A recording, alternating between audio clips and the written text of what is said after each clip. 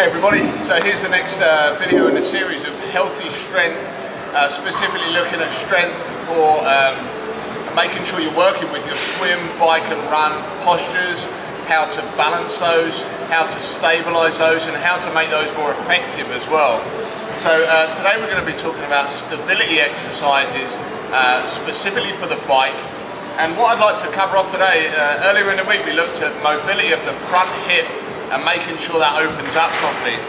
Today we're going to look at kind of strengthening an area that gets heavily flexed all the way through your bike ride. And it's something you should try and minimize when you're on the bike as much as possible by maintaining good posture. But essentially at some point during the ride we're going to start flexing your lower back, and that's not particularly healthy. If you look at a lot of the time trial positions that you see in triathlon, there's a really heavily flexed position through lumbar spine. And so what I'm going to show you today is just going to help you to reverse that. So if you are holding that position for a while, you've got to make sure you put it back the other way afterwards. Because normally pain's caused by you going extremely in one direction, and we need to make sure we balance that up. So I've got two exercises for you today that are going to help you to build stability in the opposite direction. Okay, and the first one's just a standard back extension.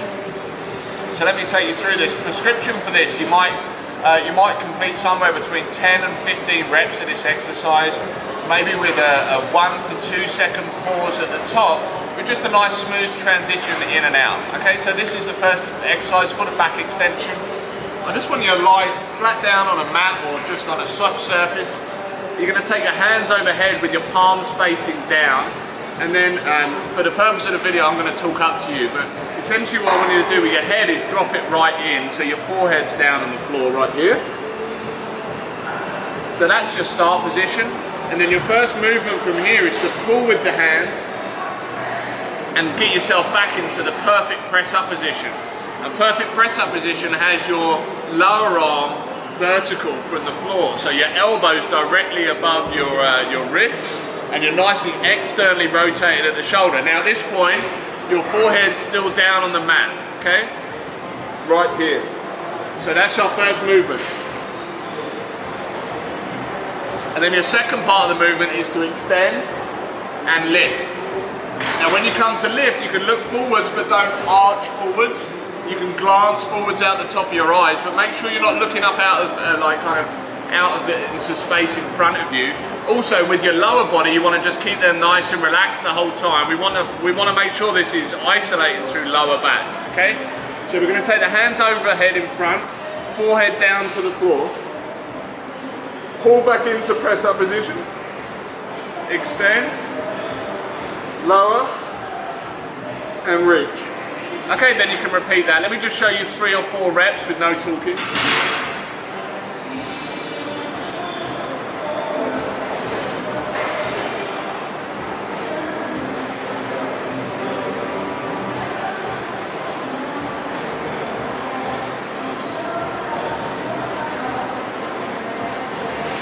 Okay, and that's your back extension exercise. That's really going to help to balance that heavily flexed position you get into whilst you're cycling.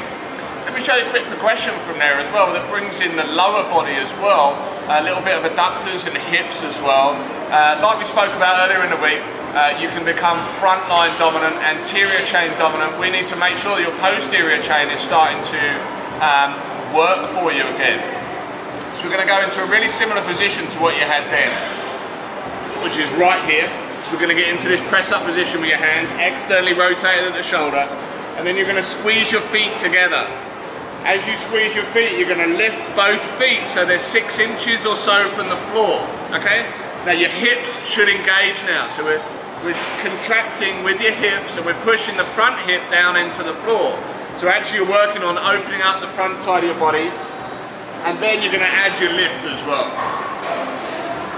Okay, with the squeeze between your feet and the extension through your back, we're looking for just a static hold of these.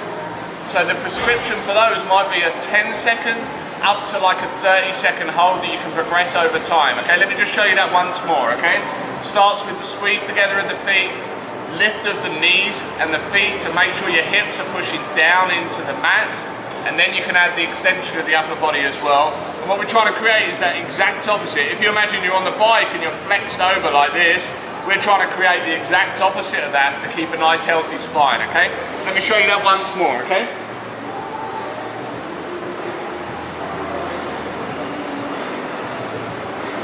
And like I said, you might hold this position for 10 to 30 seconds, and you're going to really feel that strengthening down low here, right in between your sacroiliac joint. Okay, good luck with those stability exercises. I'll be back again tomorrow, and we're going to be looking at some specific strength exercises for your cycling. Good luck.